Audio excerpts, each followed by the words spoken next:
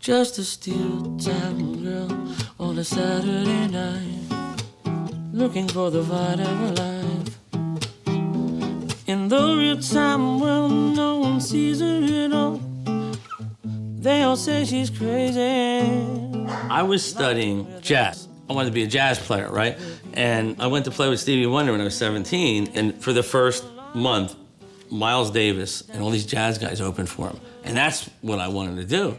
So I'd be like, they called me the kid because everybody else was like, married with 15 kids and in their 30s. And, here I am 17, 18 years old. And I would be out in the audience watching Miles.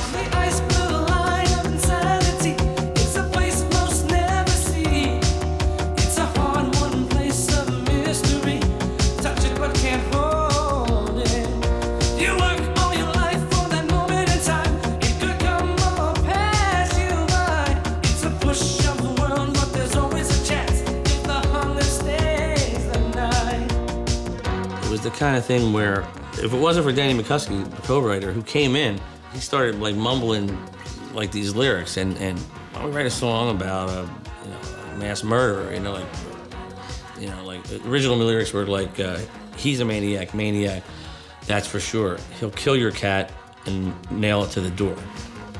And Danny said, let's just do something really weird. Just hit the weirdest, start playing the weirdest chords, and he thought of this McCoy Tyner chord, which is, just total jazz, and started playing this progression. And we were in a jacuzzi, right? And I'm going, it was one of those things that just started to happen. We weren't really taking it serious. And then Phil Ramone heard it, and he says, man, this is the thing. And he saw the scene with the ass bumping, jumping up and down, and he said, that's perfect. Just make it about the passion of dancing and this girl. You can't get rid of the killer kind of thing. She's a maniac on the floor. And she's dancing like she's never danced before. When I saw the basic movie thing with some of the music put in there, we all went like, oh my God, this is horrible. A female dancer that's a welder in Pennsylvania wants to become a serious dancer. Just the idea that you're going, this is not going to work, And we looked at the script and it was, oh my gosh, if it wasn't for the genius of like Phil Ramone and with the music and everything and Giorgio Moroder, if it wasn't for those guys, I think the movie and the music really for the first time became equal.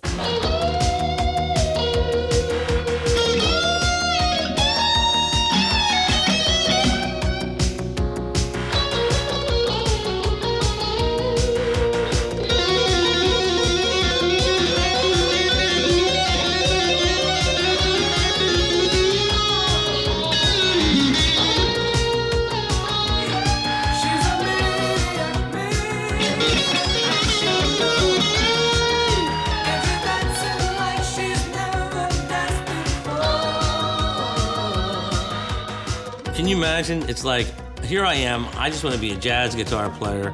I'm a songwriter for Warner Brothers, and all of a sudden, here I am with a #1 record, too. And then it becomes this huge, hit record. Next thing you know, I'm a politician kissing babies and shaking hands and not playing anymore.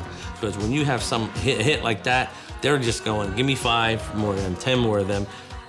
That's what I said when I said no to Warner Brothers. And I said, I'm not going to make hamburgers for you.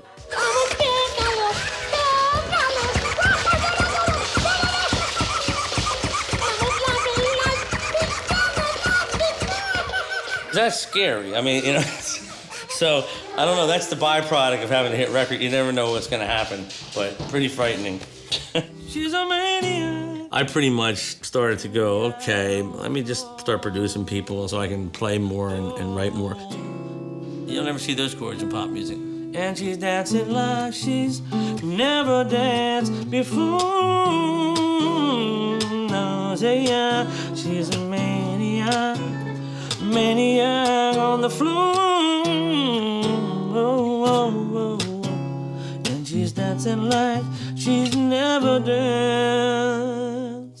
I ended up in a whole R&B pop thing, And now I'm evolving back into doing the things that I trained for, which is really, really great. Loca, su lengua.